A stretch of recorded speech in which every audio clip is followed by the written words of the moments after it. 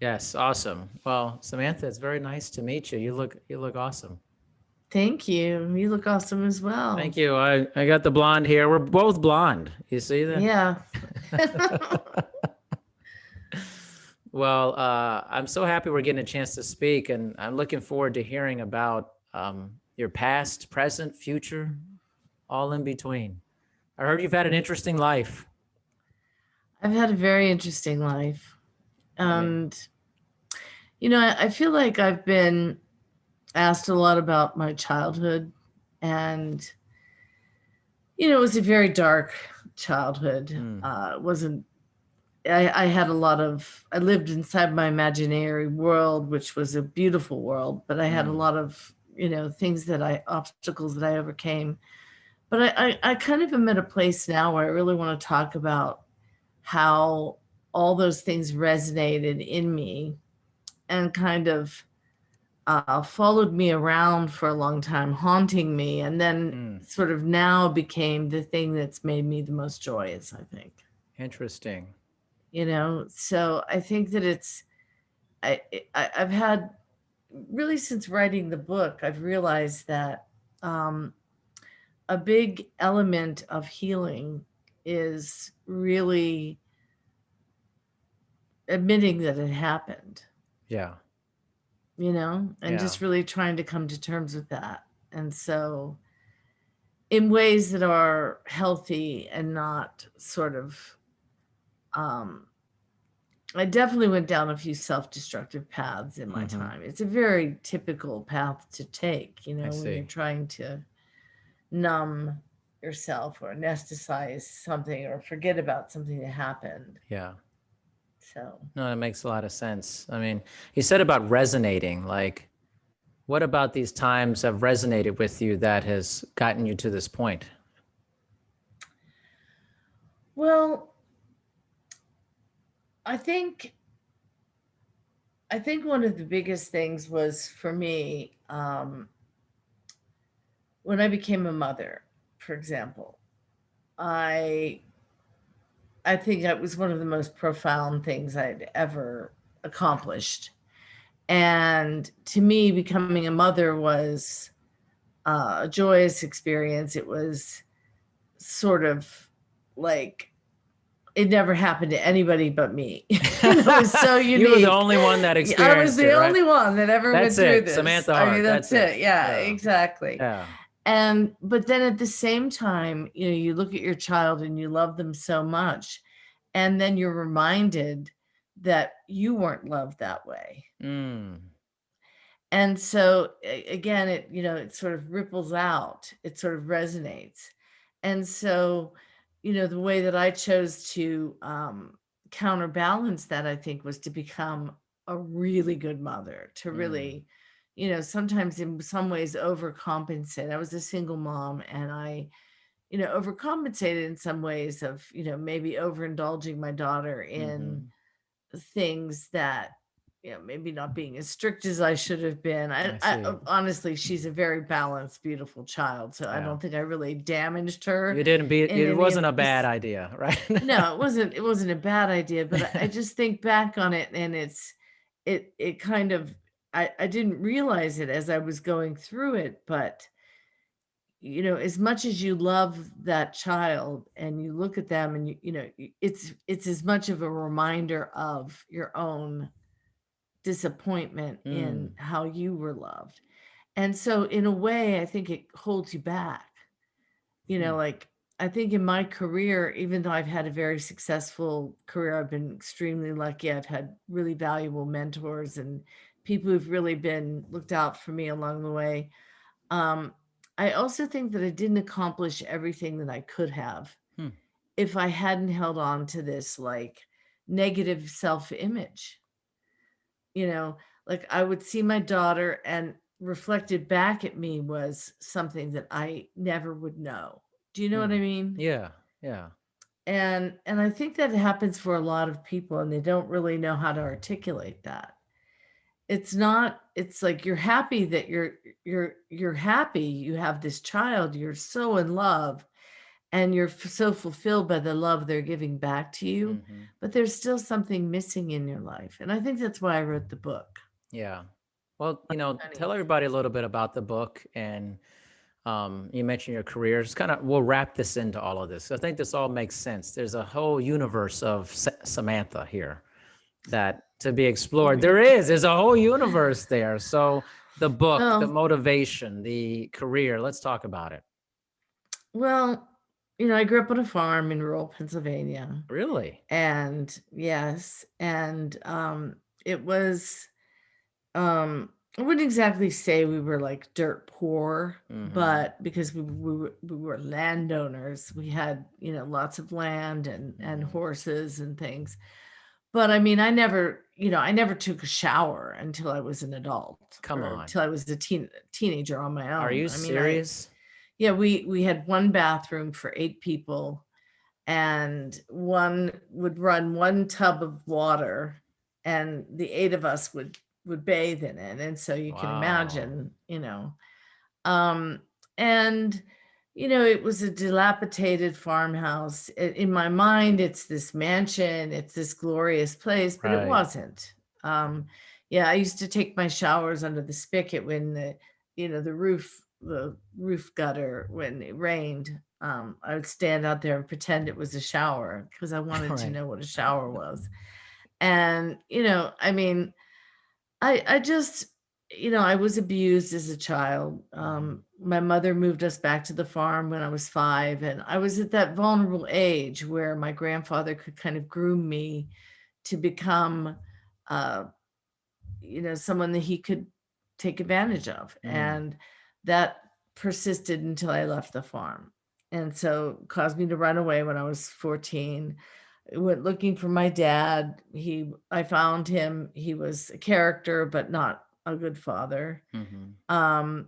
I idolized him in my mind for various reasons, but he was, to say he was a disappointment is an understatement. Mm. Um, but he was a character. You couldn't stay mad at him for long. I see. He was a unique, wonderful, colorful character. And Right. I think I actually have a lot of the same traits as him. Because he's kind of a mm, tall tailor, whatever. Okay. You're stretching And things a little bit here. he Yeah. stretched the You're truth a stretching the little. truth. Yeah. Um, like he told me I was named Sam after Johnny Cash's, like, no, that Johnny Cash made a boy named Sue because he told Johnny when they were out on tour that he had a girl named Sam. Oh, okay. And of course, he's the one who told Johnny to wear all black. Oh, he was the reason. He Yeah. was the reason. And, Okay. tales like that. Mhm. And this story, I bring it up specifically because, and I think it's one of my favorite parts in the book, where this crotchety old billionaire sort of crushes me when I tell him my name's Sam and I'm named after Johnny Cash, named a boy named Sue after me. And this is a story that I had told time and time again to build up my own importance. This was while I was a teenage runaway, to make me seem more important than just this little girl from a farm. Yeah. And I told this story over and over and over, and no one ever questioned it. And this guy actually made me sing it. And then after I was finished singing it, said, well, unless your daddy knows Shel Silverstein, that song's not about you. Because Johnny Right. Cash didn't write that song. Shel Mhm. Silverstein did. Right. And you don't understand what that did to me. It Mm. crushed me. It made me feel, I was 15, 16 years old, and this man's telling me all this myth that I had built up, all these Mhm. years about myself. Yeah. Lie. And so it put me into a real dark tailspin, and just, one thing after the other, so kind of, things just like sand kind of slipping through my Yeah. fingers. There was nothing for me to hang on to. I had no rock in my life. And I was just kind of floating from one situation to the next. Someone thought my Pittsburgh accent sounded British, so I became British. What? Then someone thought it sounded more Australian, so then I was Australian. You're Australian, mate. Yeah, I was just kind of this, it wasn't that I was lying. I was just, and I always had this feeling that the FBI was out looking for me or something. No one was looking for me. Nobody was looking for you. They didn't care. They were glad I was gone. I mean, you were like 4 people though, so I don't know. I mean, yeah, exactly. Like Sybil or something. Yeah. But it was anything I could do to survive. That was what it was about. Yeah. It was about survival. And if they thought it was cooler if I was British, okay, I'll be British. And I did end up going to England. What? And yes, I ended up in England and working as a photo stylist. And yeah, I ended up traveling the world. And, just if it's honestly, sometimes I don't even believe it myself. When I started writing the book, I was like, well, it was actually my husband who kept saying to me, you should write a book. Mm-hmm. And this was before I really told him some of the real nitty gritty things, Yeah. And I keep these journals and I've kept them since I was really young. And what motivated me to write the book is I found one of them and it said, I was 12 years old at the time. And I said, this is a story about me, nobody special. Mm. And so it really profoundly hit me, like, this is about me, nobody special.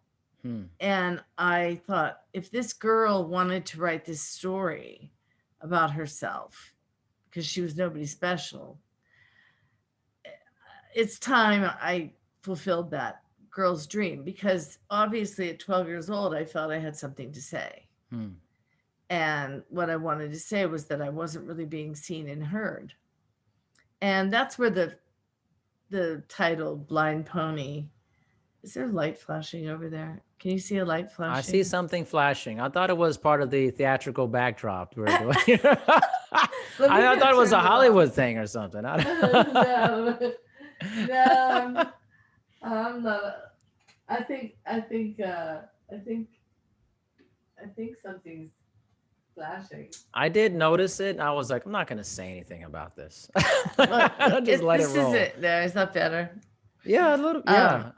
I think that's on my beauty light. I thought it was just part of the show. It's like the show must go on, Samantha.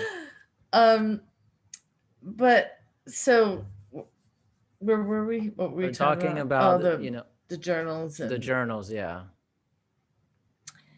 And I think, I just started writing about it, and it just, I think, for example, my situation of abuse wasn't really like Me Too. Okay. It was something different, but because of all these women coming forward, I don't think you could have told this story 10 years ago. Because I feel like it's tough to hear these things. It is. And I think that a lot of these brave women, they really brought down some walls and made it easier for people to, for women like me to come forward and say, yes, this actually happened. Yeah.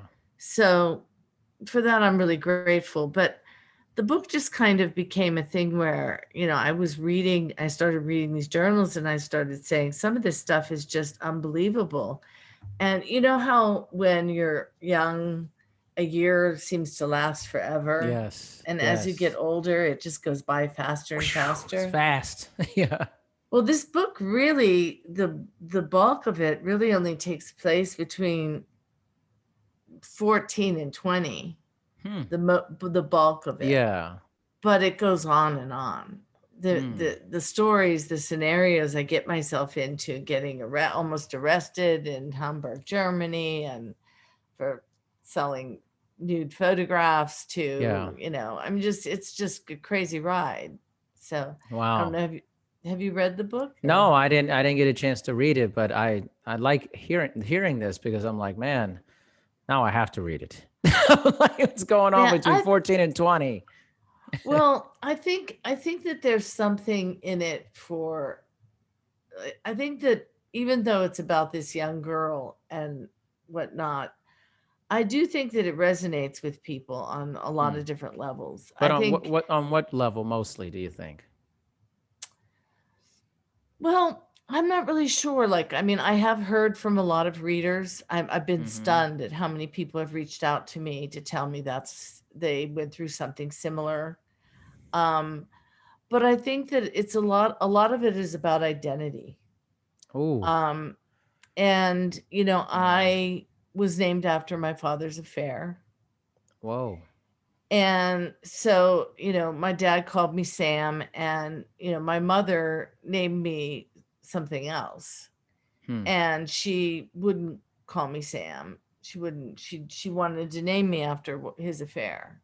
Huh. And, it was something she reminded me of repeatedly. So Hmm. that was a form of abuse as well. Right.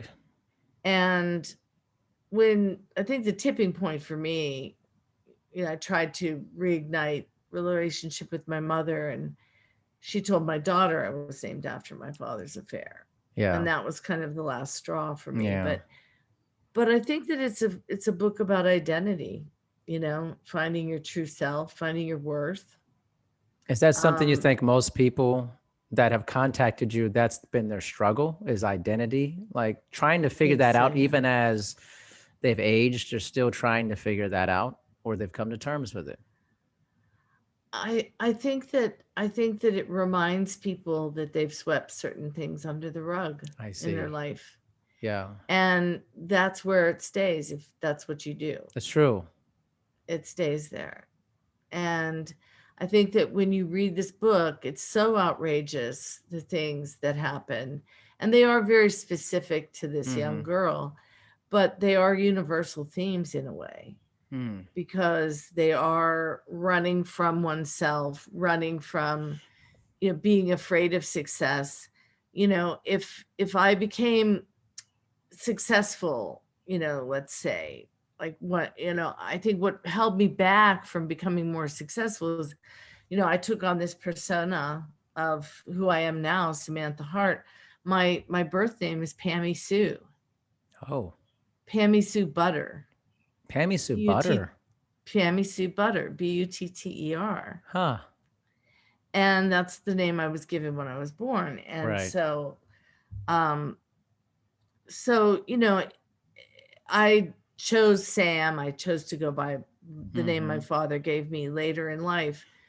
But, once I became Samantha Hart, and that's a story, um, how I chose the name Hart. Well, actually, my daughter kind of chose it, but yeah, that's an interesting story. And then it became like, well, if I get too successful, somebody's gonna figure out that I'm really just Pammy Sue Butter, Right. It's Yeah. almost like a Breakfast at Tiffany's moment, where Yes. Lily May, is Yes. Holly Golightly. And I was so fearful of that. I didn't Yeah. want people to find out that I was Pammy Sue Butter from a farm in Pennsylvania, Right. and that I wasn't this, because I was quite worldly by the time I was 20. And I'd been around the world. I Yeah. had been, in fabulous castles and mansions, and met incredible people. And the one thing with the book I really didn't want to do was make it kind of a tell-all, I see. so I really kept it from the perspective of this young girl's point of view, because she didn't really care who these people were. She didn't really know who they Mm-hmm. were. There wasn't the kind of culture of celebrity there is now. Um, Yeah. Obviously, I wasn't blind to the fact that they were wealthy people, or Yeah. that I was flying first class, but but I'm just saying, it all sort of didn't really matter Hmm. to me. Um, I knew in my soul who I was. It wasn't like I was trying to pretend I was somebody else, but I didn't want people to know who I really was, Hmm. if that makes sense. Well, but you said that they may find out who you really are. So what was the fear behind that? That you would be considered like, oh, now we're going to downgrade Samantha Hart because she's actually, Yeah. Miss Butter. Yeah, Basically, yeah. she's Butter my, butter. She's yeah, butter. she's well, and think about it. Pam Butter, I mean, I don't know about that name, honestly. honestly. Okay. And so for a little while I tried so for a little while it was Samantha Butter, but then that just sounded like a No. porn Okay, star, that you know? sounds even worse. Yeah. Samantha Butter. So I mean, it was really, it was really like um, it was really hard to come out with that. Yeah. But at the same time, I didn't, it's like I remember when I saw David Geffen come out Mm-hmm. as gay on stage Right. at an event. And he claimed, and he was getting a lot of pressure at the time from the gay community to come out because, AIDS was really a topic and, it was really on everyone's minds and he needs to be a role model. And, and it was kind of like, dude, leave him alone. Like Yeah. everybody has to get to that point on their Yeah. own. Just because you're an icon doesn't mean you have to do something, That's true. you know? And I guess that I just got to this point in my life where I was at my most joyous, where I felt really confident and secure in who I am, that I didn't really give a flying, Yeah. what people think of Yeah. that I am Pammy Sue Butter, but I'm also Samantha Hart Yeah. or maybe I'll become someone else. I mean, this is a Um, theme, you becoming someone else over time. well, what I really want to become is I really want to become someone who can help people, Yeah. especially teens, going through these situations. I mean, I've started a foundation called the Blind Pony Foundation. It hasn't launched yet, but I really feel committed to, at this point in my life, to trying to make a difference. I'm not sure Yeah. how all those pieces are going to fit together, Sure. but Sure. it's something that I feel really strongly about because I lived in the closet for how many Yeah. years? And living in the closet kept me from really, I think, fulfilling my full potential, Right. Yeah. you I know? would say so. And what makes me think of, like, you're meeting all these people, you're traveling around the world, wealth of people and all that. Did you have a sense of their identity, that they were being their true selves, or that was an identity that they were having? Oh, that's an interesting question because I obviously could see through most That's of what I it mean. Yeah. Someone like you because would have to see that. I was a very clever little girl, Yeah. and I definitely could see through it. And for example, the man who outs my father for saying that I wasn't named after a girl named Sue, Yeah. I could tell that he was tormented. I could tell that he was completely tormented, Yeah. man. And, even though he was an heir to a huge fortune and he was very wealthy, um, he was in a very bad place. Yeah. And, a place that someone my age couldn't really even comprehend where he was. And I was hired as a drug runner to bring him some quaaludes and some Oh, wow. cocaine. Yeah. And, they gave me like $250 in a first class ticket to run Hmm. this stuff to New York for him. And it was like Yeah. no big deal. It wasn't like I was a drug runner. I wasn't like, Yeah. No, I see what it you're was just saying. a friend said, would you take this to New York to this guy, Sure. And Sure. I'm like, yeah, I'll do it. I mean, I would do anything. I was completely, you know, my my mantra in those days was I've got nothing to lose. Mm. I really was fearless because I felt nobody cares about me. Nobody cares Mm. if I end up a Jane Doe in a ditch somewhere. Yeah. Nobody will know the difference. So what difference does it make? And I think that later in life, when I started to give a shit, once I had my daughter, Yeah. that same ideal of I've got nothing to lose also allowed me to go beyond my comfort zone Hmm. in positive ways. Interesting. Like take chances in my career, Right. go for jobs that were maybe way over my head and I didn't care. I'd walk Yeah. in with the confidence and go and claim it for myself. Yeah. And I also happened to have talent, or Yeah. I wouldn't have gotten those jobs. I had the talent to write copy or to make campaigns, unique campaigns for films that I've done over the years. Some of them are still talked about, like Dazed and Confused. Oh my That was gosh. my campaign, and that's enjoying a Really? huge resurgence from the incredible book written by Melissa Mertz, Mm. uh, All Right, All Right, All Right. The Oh, oral Matthew history of McConaughey. Yeah, yeah. the oral history of Richard Linklater's Dazed and Confused. That just came out recently, and Yeah. so there's been kind of a resurgence, but that campaign was was something that I created. Yeah. And so I think, I think hiding who I was allowed me to go beyond my comfort zone, Mm. but it also kept me at a certain level, because, I got a reputation for being a little eccentric, What does that mean? Like, and I mean, I know what the word means, but like for well, you. for me, well, what comes to mind is like when I was at Universal Pictures and Mm-hmm. my boss took me off the Billy Elliot campaign so I could focus on Meet the Parents. And I Yeah. came in wearing a black veil because I was in mourning. So, I mean, For Meet the really, Parents, you're in a black veil. no, I mean, because I wanted to work on Billy Elliot. Right. You don't want to do and Meet the Parents. No, Yeah. I wanted to do both. Oh, so you were upset that you could just do one of them. Yes. Yeah. What's So, wrong I with mean, Meet the Parents was good. I mean, it was no, I like, loved it. I loved that. I love Jay Roach, but I was just a little odd, I mean, I think that I used um uh sometimes I would deflected things okay.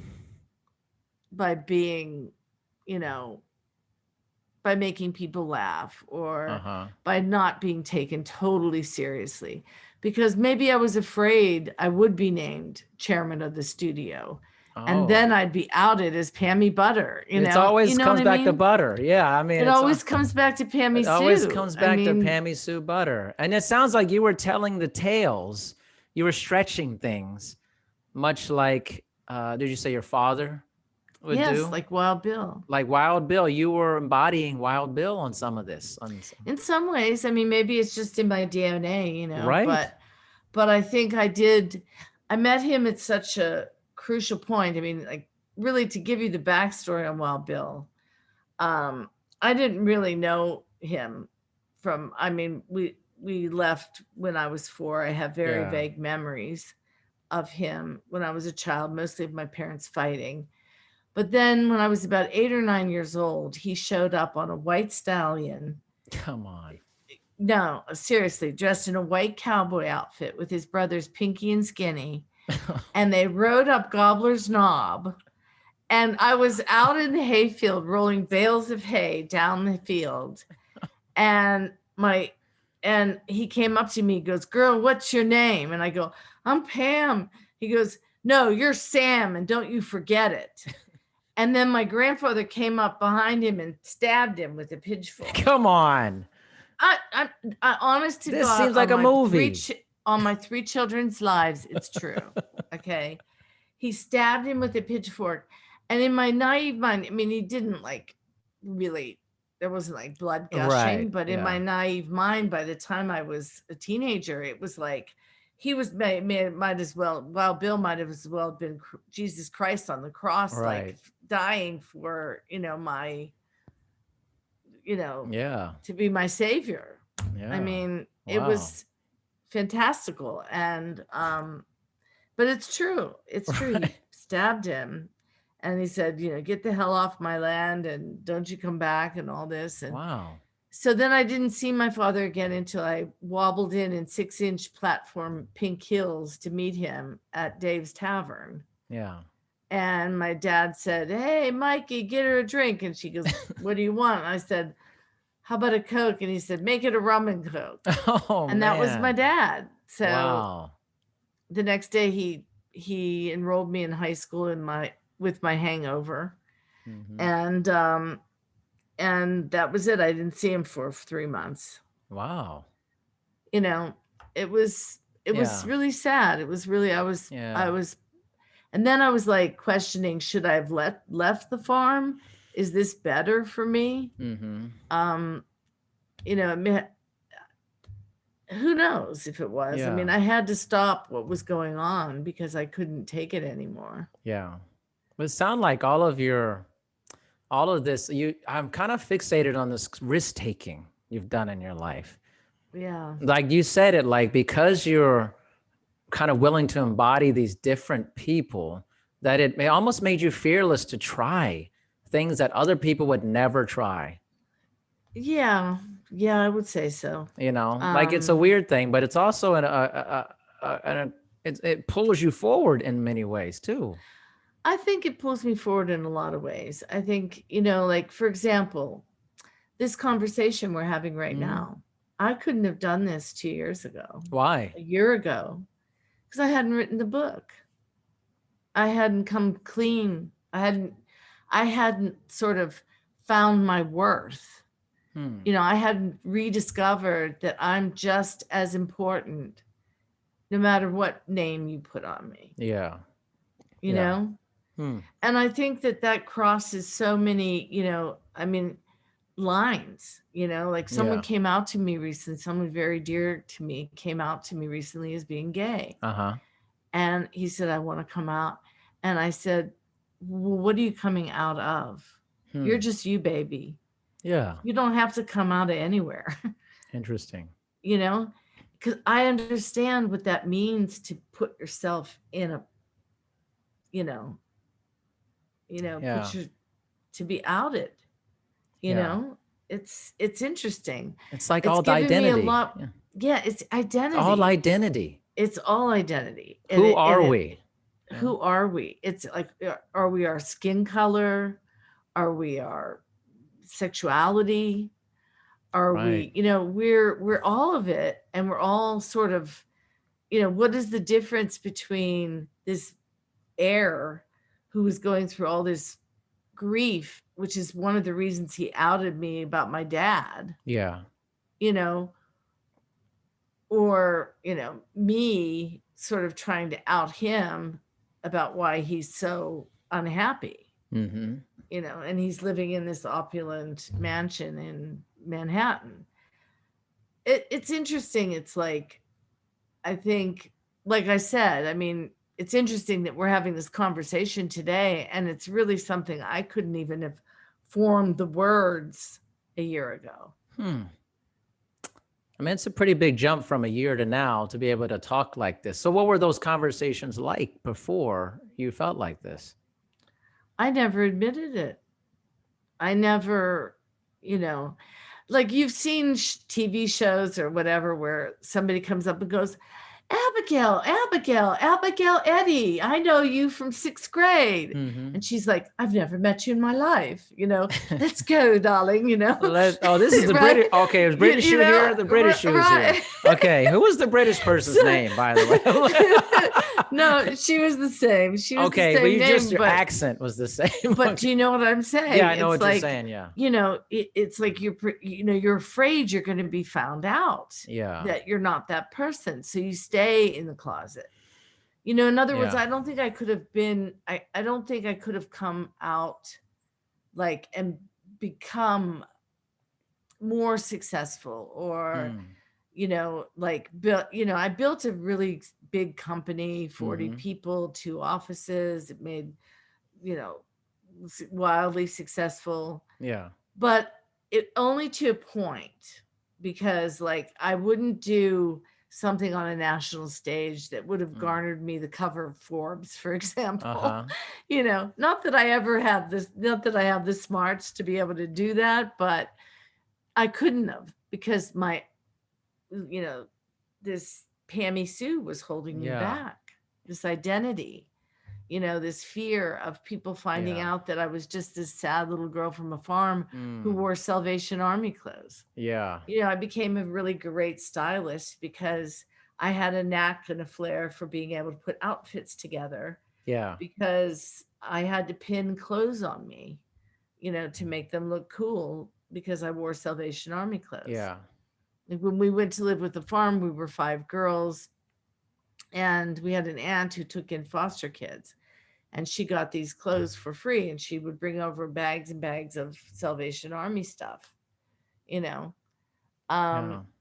I mean, when I was at Geffen Records, I thought nothing of spending $3,000 on a suit to go to a meeting Sure. because it gave me the confidence I needed to be able to go in there and say, their Nirvana penis should stay. Right. We should not make this a baby girl. It needs to be a baby boy, Right. you know? Yeah. So if that Azadine Elias suit for $3,000 gave me that confidence, Yeah. I spent, yeah, You're you like, know, I did that actually. yeah, so you know what I mean? It's like, but it's propping you up for with not, you know. Yeah. This is like the ghost of Pammy Sue Butter.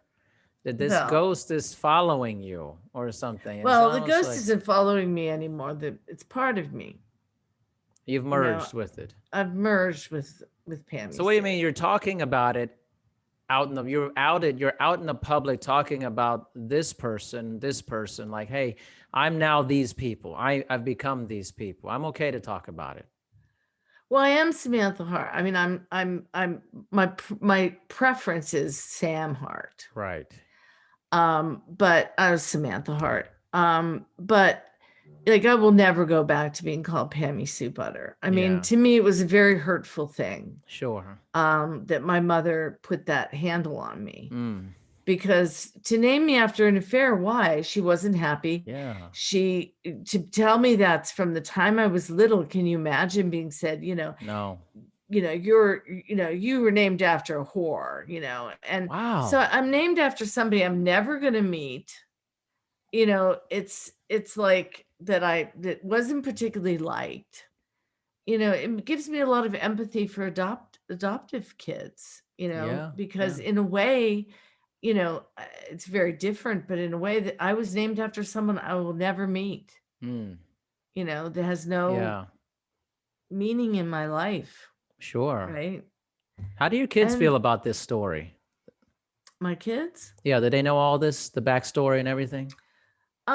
my daughter, of course, does Mm-hmm. because my mother told her. Oh. And if you think about how cruel it is, if you think about like my daughter is 6 years old, I'm deciding that, she doesn't have any grandparents in her life. I want her to have, so I try to mend the fence with my mother over Mm-hmm. my daughter. And so I Right. start sending my daughter down to Florida to spend a few weeks of the summer with my mom. And so, you would, when you're a grandparent, you go like, oh, ask your mom if you can have that popsicle or Yeah. whatever, right? And she would say, my mom would say, oh, well, will Pammy Sue be okay with you having that popsicle? Well, who's Pammy Sue? Well, Pammy Sue's your mom. No, my mom is Samantha. No, she's not. Like, Mm-hmm. this is the dialogue that you're having with a 6-year-old. Right. That is not Yeah. okay. No, it's not okay. There's something very drastically wrong Yeah. with this person.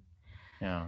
So, so that was like part of it. And then like my boys, my sons, my daughter's older and she has grandchildren now. And I think my daughter, the book is very hard for my daughter because she realizes I went through a lot of pain. And when she was little, her life was magical. Right. We lived in a small apartment, but she had the bedroom and it was all, gloriously decked out in Laura Ashley, and I slept on the couch. I mean, I wanted her to want for nothing, as I told you. And so, and I worked my way up in my career fairly quickly and I got successful and then we had a beautiful home. But even when we lived in that tiny apartment, I made a garden for her on the side of the apartment. And everybody said, oh, what are you doing digging that dirt? It's nothing's going to grow there. I'm telling you, we had tomato plants 6 feet tall. Nice. We had every kind of herb, every kind of, zucchinis growing wild. And, it was just sheer force of will that I wanted my daughter to have these things that meant so much to me as a little girl. biting into a ripe red tomato, Yeah. because there were good memories from the farm as well, Sure.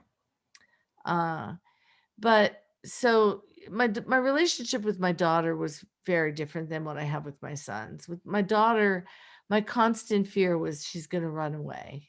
And I wasted a lot of time fearing Right. I had Right. a boyfriend at the time and he said, like, Sam, where is she going to run to? Like, she's got it made here, It's like, where would Right. she run away? But it was a rational Um, fear to you. It was rational in your mind yeah, based off of your upbringing and things. exactly. Exactly. And I wish I wouldn't have wasted that much time worrying Mm. about that. But like with my sons, they're, it's all very different. They've known about, they've known, they went through the process of me writing this book and kind of learned more. Because like, for example, one time when I was little, I would hide in little tiny tight spaces. I like to be in the dark. I like to hide. And I felt safe or whatever. And one time they were all out and I hid in a closet with a blanket and I Hmm. fell asleep.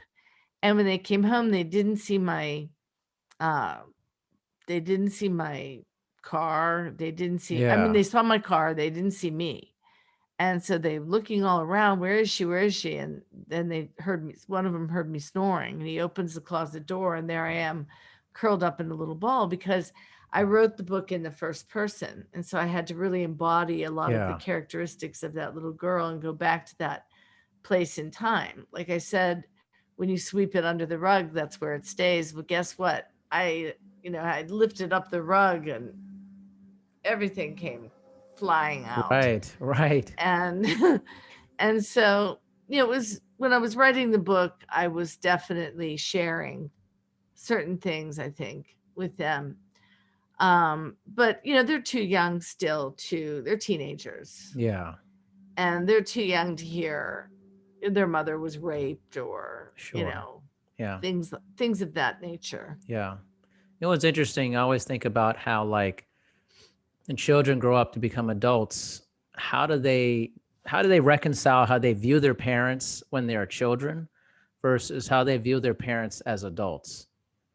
And do they like these people as adults? Do they see them as people they want to be around? I don't know why I'm saying this kind of I think about it. It feels like it's relevant to what we're talking about because I think about Well, how I you think, saw you see Wild Bill now versus then, you know? yeah, I saw through Wild Bill pretty It was quickly pretty after the stallion pretty part got me really, right? I mean, yeah, I well was like, that I "Whoa." hung on to for years that he was going to come back and save me. And he Hmm. never did. And then when I went to find him, we sort of had a quasi relationship a little bit. Okay. Like I went through high school, I graduated, I tested out of classes early. I said, I'm going to have to get a job and support myself. Well, Bill did stupid things. Like I was too young to get a driver's license. So I hitchhike to my job. And I had a job at J.C. Penney selling Mhm. robes. And I loved that job. And one day while Bill picked me up, he wanted to drive me home so I didn't have to hitchhike at night. Yeah. Oh, very nice of him, right? He was drunk. He followed me out the employee exit with 2 poinsettias he just stole. Wow. And, with hauling ass out to the car, drunk, laughing, the poinsettia are breaking apart, Yeah. throws him in the back of the boot of the car and I was so angry at him. Like, why did you do that? Well, of course I got fired, you know. Then when Wild Bill showed up drunk at my graduation, cliche, the total Yeah. cliche. Yeah. He embarrassed me like you can't believe. Oof. Uh, so to make up for it, he gave me a car. And I think I was still 15 at the time, but he gave it to me anyway. Right. And he even put the stick that was on the wheel on the floor because I couldn't operate it Oh, up okay. here. For some Yeah. reason, intuitively, I couldn't do it. So, but then when he discovered I was moving to Los Angeles because I hadn't seen him in 6 months, and I called Dave's Tavern and said, I really want to see Wild Bill. Where is he? Tell him I'm looking for him. because I couldn't call his house because he lived with another family. Yeah. So anyway, he calls me and he hears rustling and he figures out, because he's very smart, figured out I was moving. So he put sugar in the gas tank in my car so I wouldn't leave. Gosh. Come on. No, it's true. Wow. It's true. So, I mean, but I think as far as my children view me, I think they know me very well. Yeah. All my children. I think they know, and I think they really appreciate me for who I am and all that I am. Yeah. Because I am a very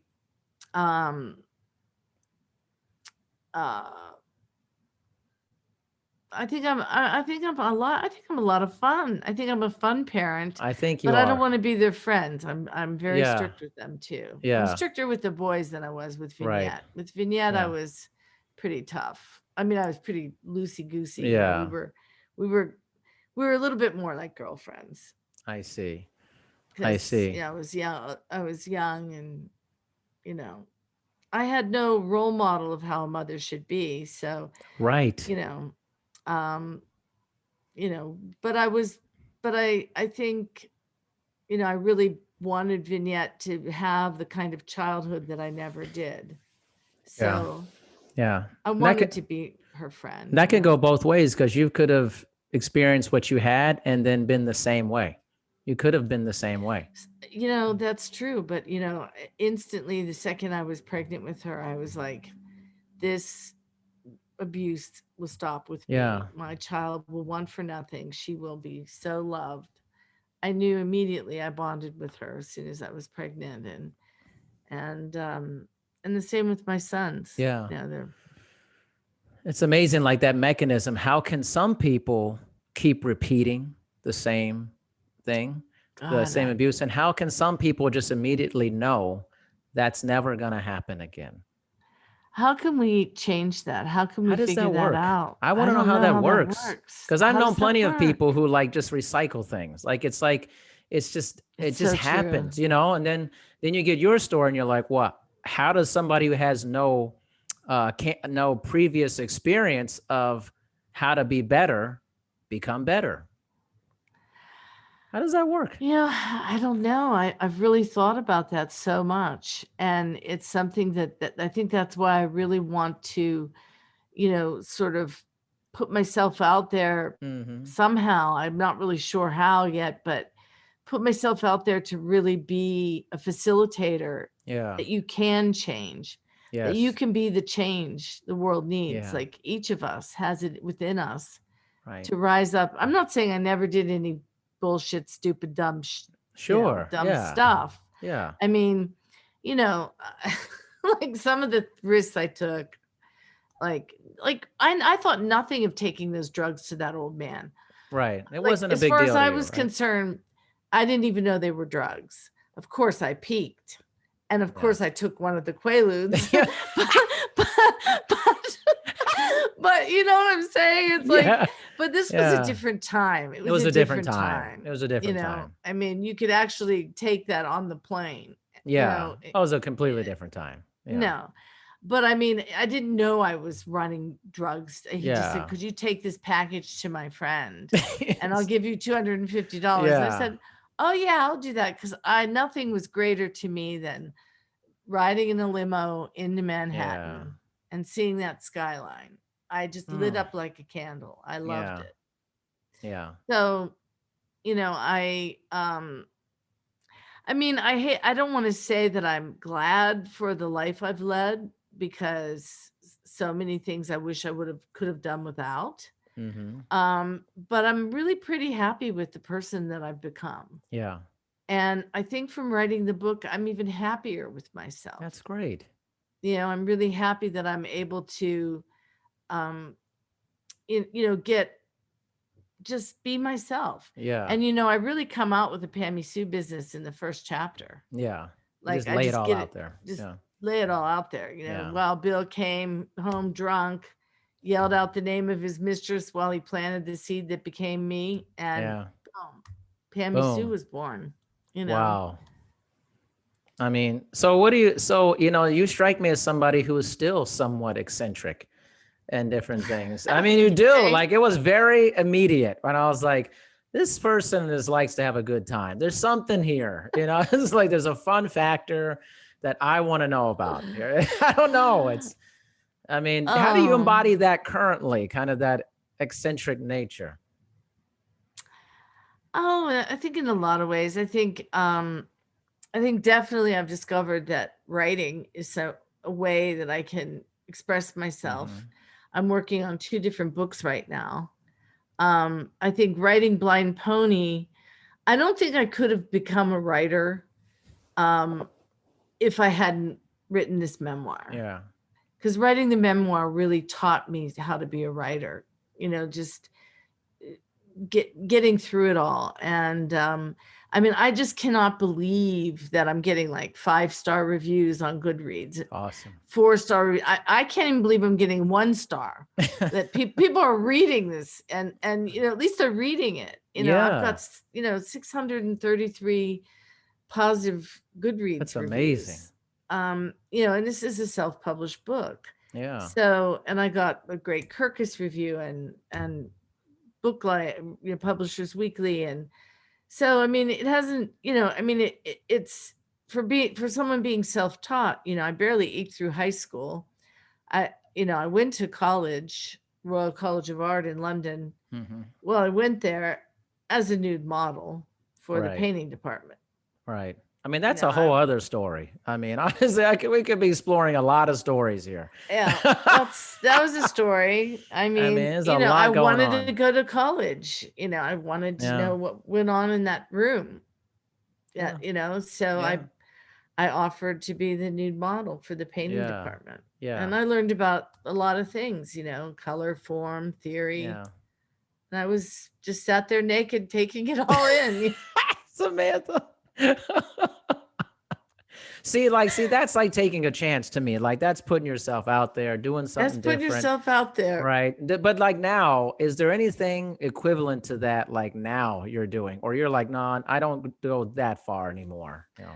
Well, I think I mean, come on, there's something you're thinking about it. I see you thinking about it. No, I'm pretty I think, I'm doing it with my writing. Yes. Okay. I'm exploring a book right now that is drawings that are through the male gaze and writing through the female gaze. And it's sort of an observational book that I'm working on.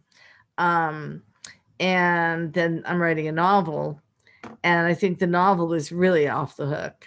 Wow. It's really pretty crazy. It's a little bit based on my life. You'll maybe recognize a few characters in it if you know me. But the ending will stun people. Wow, that's cool. So that I'm really excited about.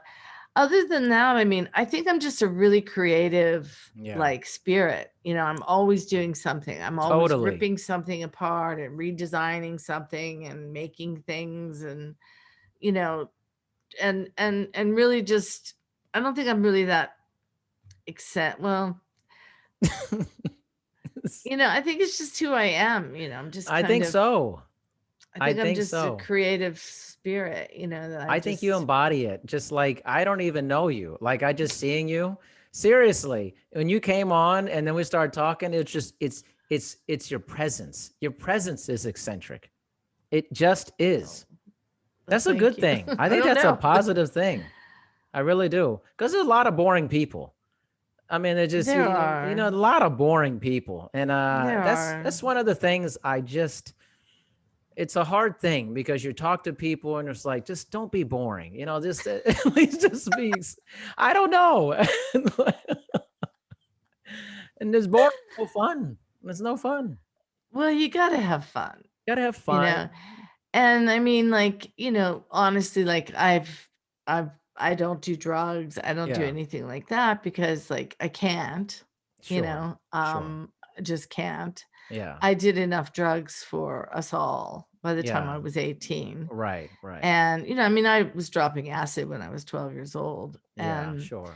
so I think, now I know better than to do that because I don't think I'd ever come back, Right. Right. um, so, but I don't think, but I feel like, I can get in touch with certain places without that, I I sense can, that with you. Seriously. It I comes can go across loud there. and clear. I'm telling you right now, it does. I got to I talk to can go Dev, man. there. I'm like, What? I got to talk to Deb. Wait, I may be messing this up. Didn't Deb book you for with this Oh, me? you mean Deb Englander? Yeah. No. No, Oh, no. Deb. Oh, Deb, sorry, Deborah Brousseau, right? No, am I? yeah. Yeah, Deb Yeah, is. you're right. She sends me very similar people. I'm telling you, the last lady I talked to, you guys could be like sisters. You really Oh, could I have be. to beat her. I mean, it was like, seriously, I was like, am I having a similar conversation with Susan Rubin and now Samantha Hart? I'm like, Oh, very that's just like funny. That's really eccentric funny. people who are Well, not boring at all. why are you Dr. D? I think it's just like everybody gives me that nickname all the time. I don't know. Hey, Dr. D, Dr. D. And I have a doctorate. I have my PhD. But like everybody will just say it. Like they'll first meet me. They'll be like, hey, Dr. D. I'm like, I didn't even say that. I guess it's what we're going with. you know? Well, see, that's your identity. My whole life, I'm telling you. And you like obviously Yeah, being Dr. D. It I do. suits you. I mean, I felt, when my dad called me Sam, Yeah. I just felt more like a Sam. Yeah. It wasn't Yeah. like a name I plucked, from the universe or Sure. something. It was Yeah. a name given to me. Yeah. And it just thought it suited me better, Yeah. Yeah. than Pammy Sue. Yeah, this whole butter thing. It threw me for a loop first. I was like, Pammy Sue butter. That's I know. unbelievable. And then there's that cooking spray, Pam Butter. You Exactly. can imagine the jokes in high school. I know. And it's probably Butter not my good. balls, butter.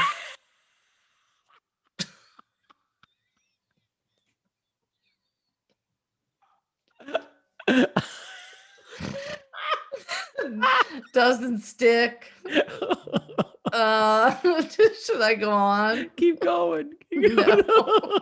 That was bad. It was so bad. It was amazing. Sorry. Butter my balls. I mean, You can people are edit that. crazy. You can edit that. No, part no, we out, don't right? edit anything. No, we don't need to edit that. Why? It's hilarious. You know what people like? People like to see people laughing and enjoying themselves. That's Well, beautiful, I'll say, yeah. I mean, I right? love to laugh. I love it. I tell a story in the book when I was little. I used to, there was so much pain in our Yeah, house. yeah. I had this thing that I did where I would go out into the freezing cold snow barefoot and get so cold that my lips would chatter. And then I would turn my lips upside down in this weird way and roll my eyes a certain way. And I swear I can't do it now, or like I'm afraid it won't, like it'll freeze or something. I called it the frozen Seymour. And I would do this face and my lips would turn like purple. And my sisters would just be like, dying from laughter. They would just be dying from laughter. And I loved it. And I would do this and torture myself because it made me feel something to be able to laugh like that. I love it. I loved laughing. I love laughing too. That's why you can't be boring. If it's No. boring, it's just kind of like monotonous. It's no fun. See, you're the best type of guest to talk to because you just throw wild shit out there. You say crazy stuff, but it makes a lot of sense. It's Well, entertaining. I thought about you before I No. came on your show today, just right before I came on, and I said, I don't want to be like all this sad sack story, because that's really not what my book is about. I Yeah. don't want people to get the impression that Blind Pony as true as stories I can tell, is about like just this deep, sad story. Yeah. It's a story of triumph, really, and it's a positive story, and Yeah. it's an uplifting story. I mean, there are some, sad parts to get through, but it's a story of empowerment and Yeah. finding your worth and your identity. And Yeah. so I really appreciate the fact that you allowed me to sort of get there to a Oh, yeah. place where we're laughing instead of, wallowing. Yeah. No, and I remember you said that in the beginning, and I was like, okay, there's something going on here. We're gonna get to it. And eventually it led to, it always comes back to Pammy Sue Butter on some level. It does. Always comes back, It I does. mean, I was laughing so hard at those. I mean, I was dying. And you know what? There's nothing better than laughing that hard. Oh my gosh, it's incredible. It's real because it's real.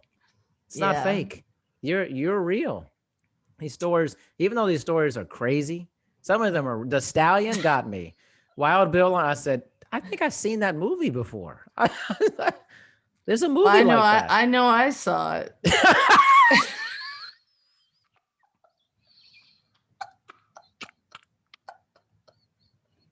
You definitely saw the real movie. And I saw it for years and years and years in my mind over and over. And every time it got more and more dramatic, I mean, if you made a movie, it would be like every time she'd have one of these flashbacks, it's like, worse and worse. And worse and worse. Yeah.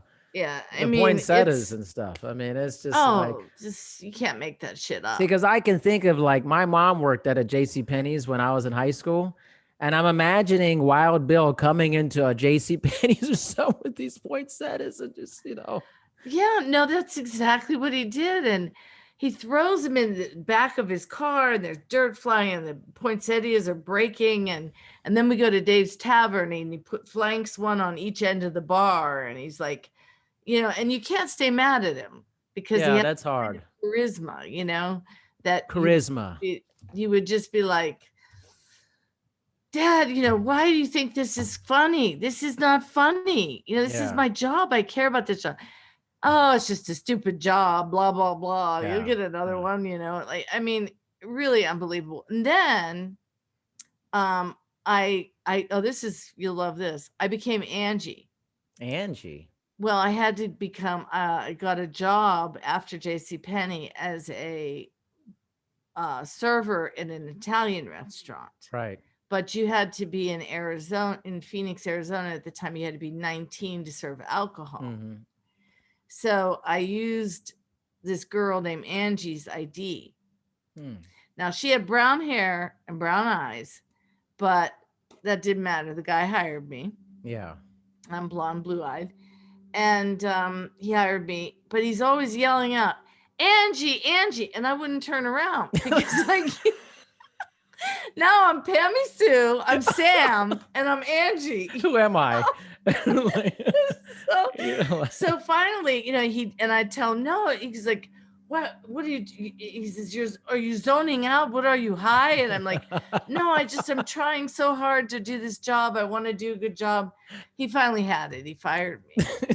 Trying to figure out who I am. So all I could get was a job at Hobo Joe's, and it was way out on Black Canyon Highway, a freeway, and a scary, sort of place where, at the end of the line before you get on, to go to Prescott or wherever. Yeah. And kind of a truck stop in a way. Yeah. And I saw more of Wild Bill when I worked for the 2 weeks at Hobo Joe's than in the entire time I lived there, because he found out I was working there, and he'd come there and taunt me. And I was like the hostess, and he'd come there drunk, and he'd get more coffee, it was just what a life. insane. And if you can even imagine, Wild Bill would then get in his car and say, okay, see you, Sam, and leave to go to his family after he'd sober up a little bit, and leave me 15 years old to go over to the freeway and stick my thumb out to get back to my apartment. Crazy. Yeah. It's what hard a life. to believe. What a Yeah. Life, Samantha Hart, Pammy Sue Butter, Angie. There's somebody else in there. I'm like, I am the real Sam Hart. That's she's who the I real am now. at real Sam Hart. I mean, she's the real Sam Hart. I mean, what a pleasure. I mean, what an exciting time to talk to you. Seriously, I had a great time. I mean, really a fun time. Well, I would love you to read the book I need to read the book. and then have me back on. Yes. Yeah, let's do that. We'll make it happen. Okay. We'll do that. I'm actually gonna because I love to connect back with the people who book, guests for me here and there, other publicists. I'm like, yo, this was crazy. I need more of this. I need more of this.